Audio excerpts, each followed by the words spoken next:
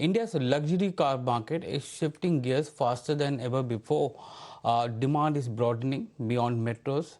Waitlists are lengthening for marquee models, and premium brands are now eyeing tier 2 cities as the next growth frontier. The big question is India entering its most powerful luxury auto cycle yet?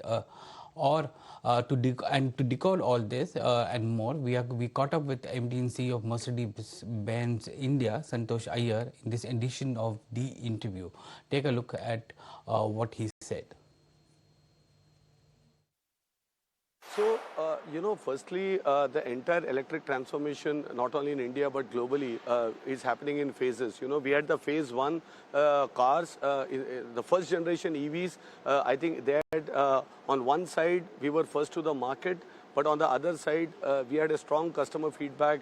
Also, the younger generation wants more, they are digital natives, AI natives. So, the fundamental reason of going for software-defined cars is to ensure that we can put in more of autonomous, we can actually get more hardware capability to process a lot of data. So this is the first car with the NVIDIA chipset in the hardware side. This is the first car with our own MB operating system. This is the first car with this new design language and an electric first 800-volt architecture. Not only in India, but globally, but also that in India. So this marks the beginning of the new generation of electrified cars in India. We have 40 plus product launches globally. Most of them will make its way to India, and CLA marks the entry of this next generation EVs. Price point wise, we have three options starting from 55 lakhs to 64 lakhs for this car. And as I said, overwhelming feedback when you have opened up the bookings as of now. Right. Santosh, your top-end BEV numbers are very impressive. I mean, 85% growth in FY26. The EQS SUV emerging as your highest-selling luxury electric. And yet, even with that surge, BEVs account for only 20% of your top-end segment mix, which tells you there's still a significant majority of ultra-luxury buyers who are still choosing combustion or hybrid over electric. You operate at the very pinnacle of the market.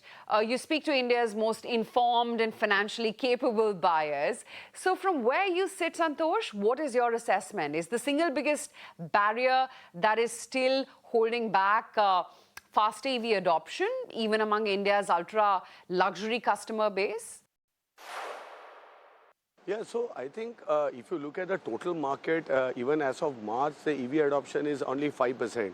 So when I say 20% of the sales in top end are EVs, I think that's quite remarkable. And that clearly shows if you have the right product like the EQS in the top end segment, people are ready to buy. But the biggest barriers remain still two. One is charging ecosystem. We have tried to mitigate that with our own charging, MB.charge ecosystem, 9,000 plus high capacity chargers. We have democratized charging. We have the UPI of charging with our apps. So that's something that we are taking care of. But the other biggest issue is the residual value.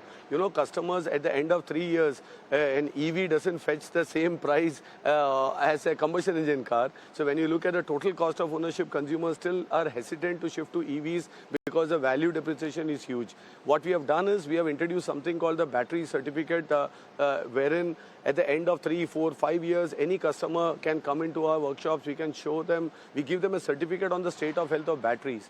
You'll be surprised that the cars that we sold 4 years back, they even today have a 92% charge, which means, the heart of the car is still there. And that's the correlation of EV car is with a laptop or a phone, and customer perception is the battery may not have other life. So I think we need to handle the residual value topic over a period of time. Otherwise, it's a great car to drive. The TCO, the running costs are much lower. So it makes a lot of sense. But it's a matter of time. And I think the 20% share in the top end segment clearly shows right product, right price, we can gain on penetration. Right. So the competitive dynamic at the entry end of the luxury market has become increasingly aggressive, right? I mean, rivals are going all in with the market-led incentives, price cuts, and volume plays to capture that aspirational first-time buyer. Mercedes-Benz, under your leadership, Santosh, has very deliberately chosen not to participate in that battle and has stepped back from from chasing that segment.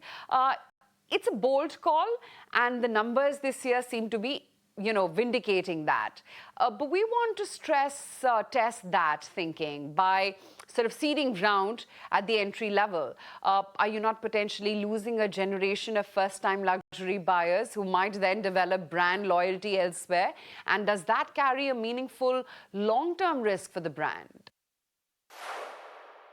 It's actually the other way around. This is not the first time in India. We have been 32 years in India. If you go back to 2010, 11, 12, it's exactly the same story. You had cheaper cars, you had corporate editions, you had this, I remember cars at 19 lakh rupees being sold as such. And we decided to step back. We focused on our strategy, and I think it paid off. It's just that it's the same cycle maybe repeating. And, of course, the market, there are headwinds and challenges. But if we don't take care of, if we participate there, the residual value of our current customers' cars will go down, because then cars are being sold significantly cheaper. Also, it's a direct impact on the bottom line and the long-term profitability of the company. So we believe sustainable growth is better than short-term market share fights, and we would tend to be there. And at some point of time, it's great, and I think we appreciate the strategy of our competitors as well. They are trying to get a lot of people from the mass market to the brand, and at some point of time, they will upgrade to Mercedes-Benz. So it's a very logical shift that we can see, and we have to take care of the long-term interest of our customers. So therefore, it's a conscious call not to be there.